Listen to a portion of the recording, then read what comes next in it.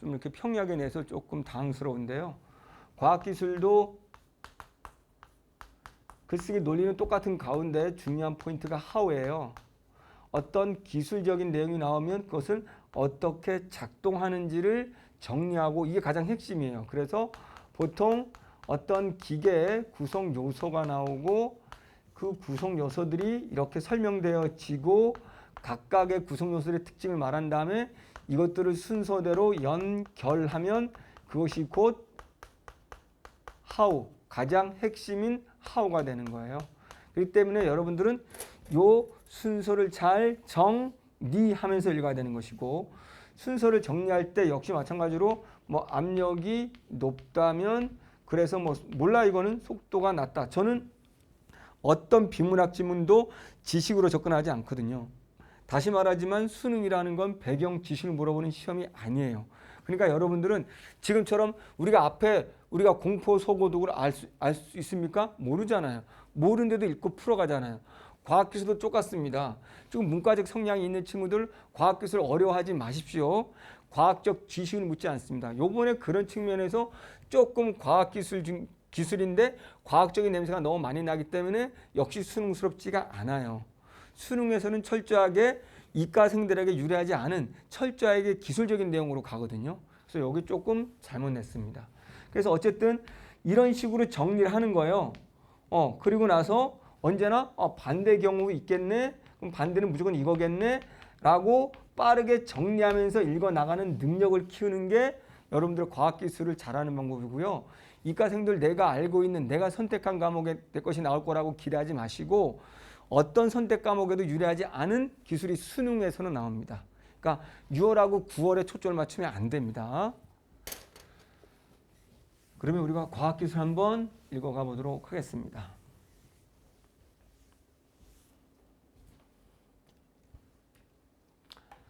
자, 보세요. 그래서 요거는 조금 기술스럽지만 과학이 좀 많이 들어가서 수능스럽진 않다라고 이해하시면 됩니다.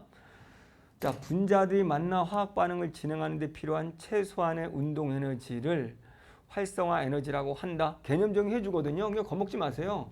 그럼 활 에너지 이렇게 적어요.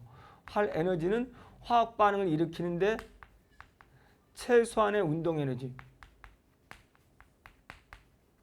최소의 운동 에너지예요. 최소 이런 것만 보면 최소의 운동 에너지. 활성 에너지가 작은 반응은 활성 에너지가 작아 반응의 활성화 에너지보다 큰 운동 에너지를 가진 분자들이 많아 반응이 빠르게 진행된다. 활성화 에너지가 작은 활성화 에너지가 여기 작은 이 말은 이걸 최소 운동 에너지가 작은 이렇게 되는 거죠. 코딱지만큼만 운동 에너지가 있어도 돼 이런 뜻이거든요. 어쨌든 그래서 반응의 활성화 에너지보다 큰 운동 에너지를 가진 분자들이 많아서 그러니까 여기는 큰 운동 에너지를 가진 분자들이 많기 때문에 반응이 빠르다고 잘 일어난다는 거지. 활성화 에너지가 작은 반응은 잘 보세요. 이거 무슨 말인데요? 나도 몰라. 이렇게 활성화 에너지가 작다. 얘네들은 동의어 이퀄 큰 운동 에너지를 가진 애들이 많다는 뜻이다. 활성 에너지가 워낙 이런 거 제가 설명하는 거 이해하려고 하지 마세요. 워낙 최소 에너지만 필요하기 때문에 0.1이야. 그럼 나머지는 그보다 다 큰 애들이야. 최소 크기 때문에 다 크기 때문에 큰 애들이니까 반응이 얼마나 빨리 일어나겠어. 이런 얘기인데 몰라도 돼. 이렇게 적는 거예요. 활성화 에너지를 조절하여 반응 속도에 변화를 주는 물질을 여기 반응 속도 그거를 바로 촉매라고 한다. 촉매가 요 속도 변화. 반응 속도를 빠르게 하는 능력을 촉매 활성화.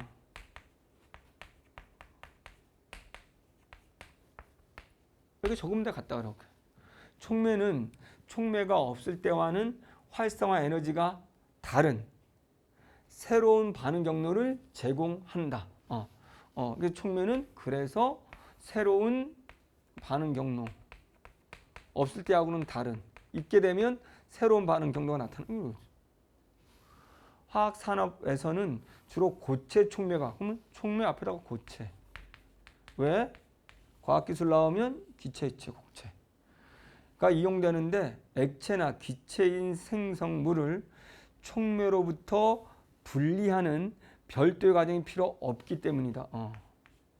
액체나 기체인 생성물을 촉매로부터 분리할 필요가 없다. 생성물이 액체나 기체야.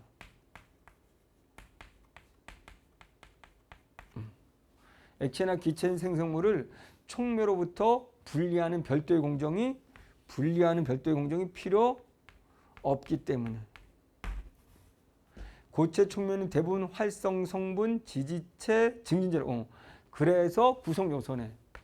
그럼 앞으로 이거 나오겠네. 순서대로 설명하겠네. 그러면 얘네가 어떤 역할을 하겠네. 각각의 그럼 활성 성분부터 설명할 것이고. 딱 글쓰기 기본 구조를 갖추고 있는 거죠. 체인 수업 들은 친구들은 딱딱 알 거예요. 구조로 딱 나왔네. 이렇게 충. 우리 지금 오늘 비문학 여러분 듣는 친구들, 체인 수업 들은 친구들은 그 원리대로 정리를 다 했을 거라고 보고 다 맞았을 거라고 봅니다. 지지체. 그리고 이렇게 적는 거예요. 증진체, 증진제. 저도 몰라요, 이런 건. 그러니까 적으면서 저는 2개 이상 나왔네. 비교하고 순서 쫓아가면 되겠네 라고 생각하면 되는 거예요. 활성 성분은 그 표면에 이제부터 얘부터 설명하는 거예요. 활성 성분부터.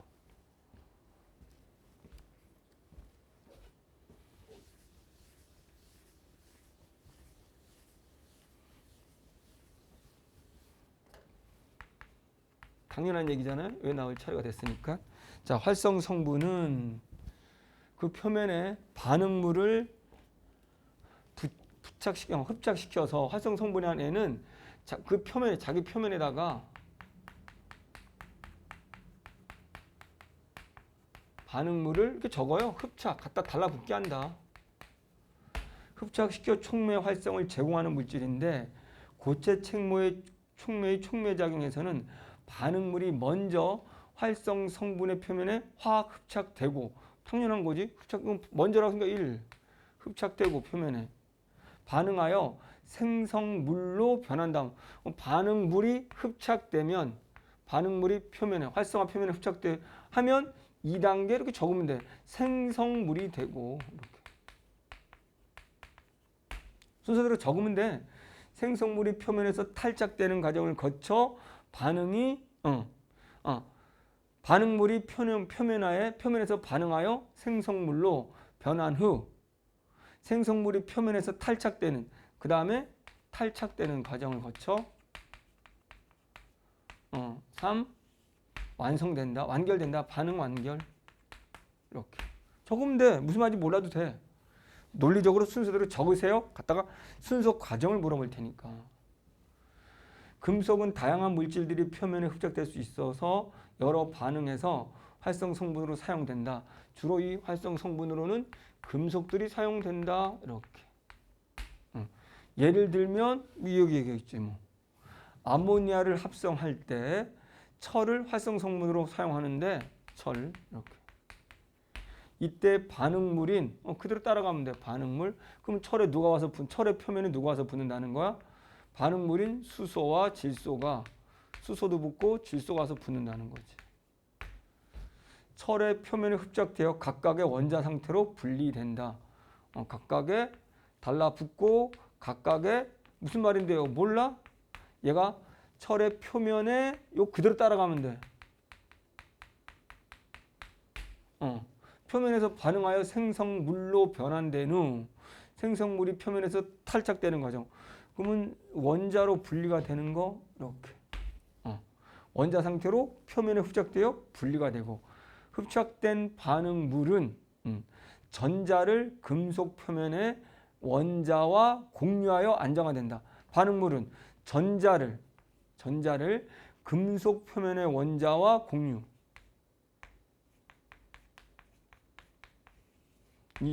여기도 그럼 전자. 서로 공유.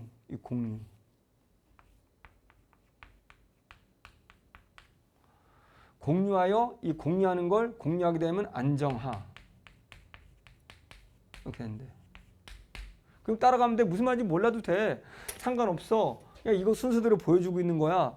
보여주고 있는데 이 자리에 표면이라는 활성 성분에 철을 집어넣은 거고 반응물로 수소와 질소를 집어넣은 거고 그렇지? 그래서 이제 얘가 어떻게 생성물이 돼가는지 반응물의 흡착 세기는 금속의 종류에 따라 달라진다. 이번에는 세기 흡착 세기. 자, 과학기술 볼 때 색인지 양인지 속도인지 단위를 또 보라고 했거든요. 세기는 금속의 종류에 따라 다르다. 그럼 세기가 센지 약한지 이때 흡착 세기가 적절해야 한다. 흡착이 그럼 흡착 세기가 약하다면 흡착 양이 적게 되고 양이 적어서 촉매 활성이 잘 안 일어나 낮아지게 되고 이렇게 흡착이 너무 강하면 반대로 세기가 강하면 양이 너무 강하면 지나치게 흡착물이 지나치게 안정화되어서 오히려 양이 엄청 많아지겠지. 이번에는 너무 안정화돼. 표면이 느려짐으로 촉매 활성이 또 이것도 낮다야. 이것도 안정화가 되면 활성화가 또 낮아. 그러니까 적절해야 된다는 게 너무 낮으면 양이 적어서 촉매 활동이 안 일어나. 너무 많으면 안정화돼서 또 활성이 느려져. 이렇게. 그대로 적으면 돼. 이해하지 말고 그대로 적으면 돼. 일반적으로 고체 촉매에서는 반응에 관여하는 표면의 활성 성분 원자가 많을수록 반응물의 흡착이 많아서 촉매 활성이 높다. 그럼 여기 그대로 이런 원자가 많을수록 그대로 적으면 돼. 여기에 붙는 흡착 원자가 많을수록 이렇게 적으면. 그러면 반응물의 흡착이 많아서 반응물의 흡착이 당연히 많아서 촉매 활성이 당연히 높다. 이렇게 하면 되죠. 자, 이해가 필요 없어. 그냥 받아 적으면 되는 거야. 그냥 딱 봤을 때 위아래만 적으면 되는 거거든요. 적어 놓은 거 보고 따라 움직이면 돼요. 그럼 또 저는 이거 딱 지우면 문제 풀 때 헤맸거든요. 적어 놓은 거를 보는 거예요. 여러분 앞뒤 뒷면에 넓은 종이 있잖아요. 거기다 적어 놓는 거예요. 금속은 열적인 안정성이 낮아. 또 상대 소수로. 그러면 반응물인 금속은 열적인 안정성 이게 뭔데요? 몰라. 그냥 낮아. X 낮아. 화학 반응이 일어나는 고온에서 금속 원자들로 이루어진 작은 입자들이 서로 달라붙어 큰 입자를 이루게 되는데 이를 소결이라고 한다. 안정이 낮아서 고온에서 단위 온도인데 높은 온도. 고온에서 금속 원자들로 이루어진 작은 입자들이 서로 달라붙어서 큰 입자를 이루는데 이거를 소결이라 부른다. 이렇게 하면 돼. 그냥 소결. 다 설명해 주거든. 과학 알 필요 없어. 다 설명해 주잖아. 쓸데없이 과학 지식 막 배워가지고 그거 가지고 어떻게 써먹으려고? 안 나옵니다. 감남 밑에서 감 떨어지게 기다리면 안 돼요. 입자가 소결되면 금속 활성 성분의 전체 표면적은 줄어든다. 그럼 따라가면 돼. 그대로. 소결되면 금속 활성 성분의 전체 표면적이 뭔데요? 몰라. 난 아는 거 없어. 그냥 적으면 돼. 표면적이 줄어드는 문제가 생긴다. 이렇게.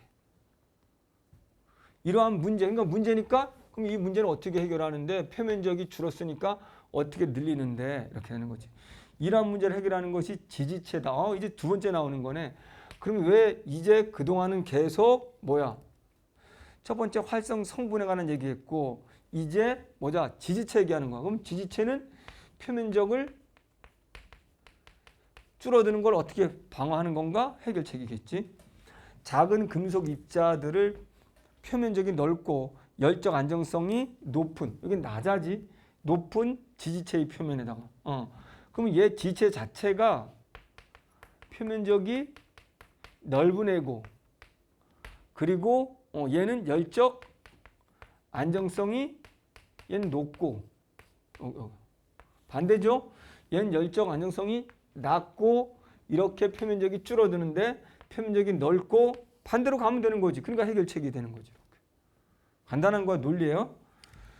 높은 지지체의 표면에 분산하면 소결로 인한 촉매 활동 저하가 억제된다. 그러면 따라서 소량의 금속으로도 금속을 활성 성분으로 사용하는 고체 촉매 활성을 높일 수 있다.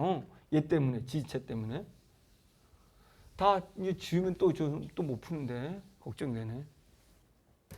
그 다음에 이제 남은 게 증진제잖아요. 그러면 증진제는 촉매의 소량 포함되어 활성을 조절한다. 이건 잘 봐야 되는 게 촉매 안에 포함되어 있는 건데 소량 아주 조금만 포함되어 있는 거예요. 활성 성분의 표면 구조를 변화시켜. 그럼 이번엔 표면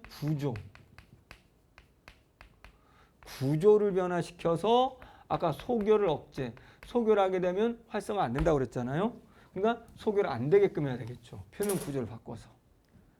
활성 성분의 전자의 밀도를 변화시켜서 그럼 활성 성분이 아까 전자를 갖고 있었잖아요. 그래서 반응 물질하고 전자를 공유했잖아요. 그러면 전자의 밀도를 변화시켜. 표면 구조를 변화시켜. 잘 보세요. 여기는 전자의 밀도를 변화시켜. 이렇게. 그래서 흡착 세기를 조절한다.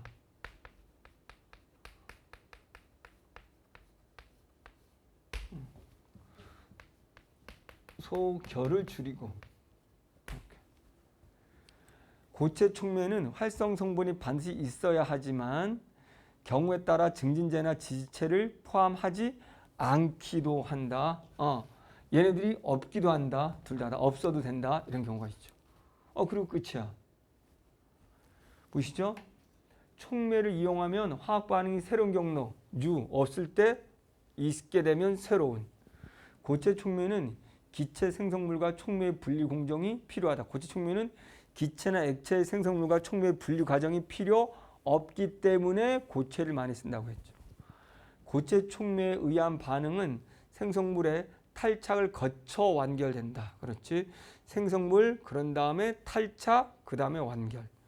아모니아 합성에서 철 표면에付着된 수소는 전자를 철이라고 하는 그 거시기와 원자를 공유한다.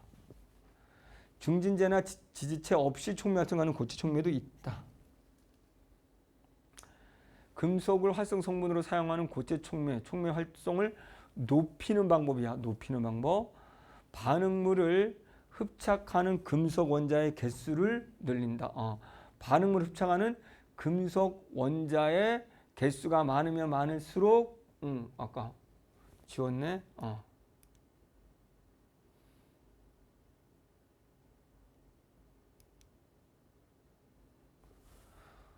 반응에 관여하는 표면의 활성 성분 원자가 많을수록 반응물 흡착이 많아 촉매 활성이 높아진다. 반응물을 흡착하는 애가 바로 금속 원자죠. 자, 활성 성분의 소결을 촉진하는 안 되죠. 소결을 막아야 촉진되죠. 반응물의 반응 속도를 늦추는 지지체를 사용한다. 반응물의 속도가 너무 느리면 안 일어나죠. 반응에 대한 활성화 에너지를 크게 하는 금속을 사용한다. 반응에 대한 활성화 에너지를 작을수록 많이 일어나겠죠. 자, 활성 성분의 금속 입자들을 뭉치게 하여 큰 입자를 만들고 소결이죠. 소결이 일어나면 안 되거든요. 소결 안 돼, 소결 안 돼. 반응 속도 늦추면 더 높일수록 더 빨라. 에너지 작을수록 좋아. 이렇게. 10번. 자, 체인호 하는 방식이 일단은 복이 나왔으면 반대로 일단은 문학에서는 보기를 먼저 봤지만 비문학에서는 살짝 보기보다 선택지를 봐도 됩니다. 아세틸렌은 반응물에 해당한다. 팔라디움은 활성 성분에 해당한다. 규소와 은은 모두 증진제에 해당한다? 모르겠네요. 실리카는 낮은 온도에서 활성 성분을 소결한다 라고 되어 있네요. 낮은 온도 틀렸네요. 그러니까 실리카를 우리가 안 보더라도 윗글을 토대로 봤을 때 우리가 고온에서 이렇게 화학 반응이 금속은 열정 안정성이 낮아서 화학 반응이 일어나는 고온에서 금속 원자들로 이루어진 작은 입자들이 서로 달라붙어 큰 입자를 이루게 되는데 이를 소결이라고 한다. 그럼 소결이라는 것은 고온에서 일어나는 거거든요. 그래서 이거는 보기 안 읽어도 낮은 온도에서 활성성분 소결이 아닌 거죠. 뭐 실리카는 촉매 활성 저하를 억제하는 기능 뭐 등등등 보면 되겠죠. 11번 역시 뭐 있네요. 그러면 A, D에 대한 설명으로 가장 적절한 겁니다. 그러면 도표 나오고 있습니다. 계산보다는 X, Y측 높고 낮음 역시 상득 소수를 보는 것 뿐이에요. 그랬을 때 뭐 살짝 봐주면 좋겠죠. 봤을 때 뭐 여기에 촉매 좌측은 활성, 오른쪽은 흡착 세기. 그렇죠. 흡착 세기가 너무 세도 안 된다고 했거든요. 너무 약해도 안 된다고 했고 그래서 중간이 가장 활성도가 높다는 걸 보여주는 건데 꼭 뭐 그래프 못 읽더라도 한번 보도록 합니다. 가해 화학 반응은 A보다 B를 활성 성분으로 사용할 때 더 느리게 일어난다. A보다 B를 활성 성분으로 사용할 때 더 느리게 일어난다? 아니겠죠? A보다 B를 활성 성분으로 사용할 때 더 느리게 일어난다. A보다 B. B가 더 빠르겠죠? 촉매 활성화도 위쪽에 있으니까. A보다 C에 흡착될 때 흡착량이 더 적다. A하고 C. 흡착색이잖아요. 흡착색이. 그러면 C가 훨씬 흡착색이 오른쪽으로 강하잖아요. 더 많겠죠? A보다 D에 흡착될 때 안정화되는 정도가 더 크다. A보다 D. 그러면 안정화되는 거, A보다 D에 흡착될 때 안정화되는 정도가 더 크다. 안정화는 바로 흡착 세기와 관련되어 있는데 미리 적어놨으면 알게 되는 거거든요. 그러면 흡착 세기가 일단 클 때 너무 크게 되면 안정화된다고 그랬죠. 그래서 반응이 안 일어난다고 그랬죠. 세기가 있나요? 어디? 흡착 세기는 이때 흡착 세기가 적절히 하는데 흡착이 너무 강하면 흡착된 반응물이 지나치게 안정화되어서 표면의 반응이 느려짐으로 촉매 활성이 낮아진다. 그렇기 때문에 너무 세면 안정화가 강해지는 거죠. 그래서 A보다 D에 흡착될 때 안정화되는 정도가 크게 되는 거죠. A보다 흡착 세기가 클 때 안정화돼서 촉매 활동이 느려지게 되는 거죠. 가는 B보다 C에도 약하게 흡착된다. B보다 C에도 약하게 흡착된다. B보다 C가 더 흡착 세기가 더 강하게 되는 거죠.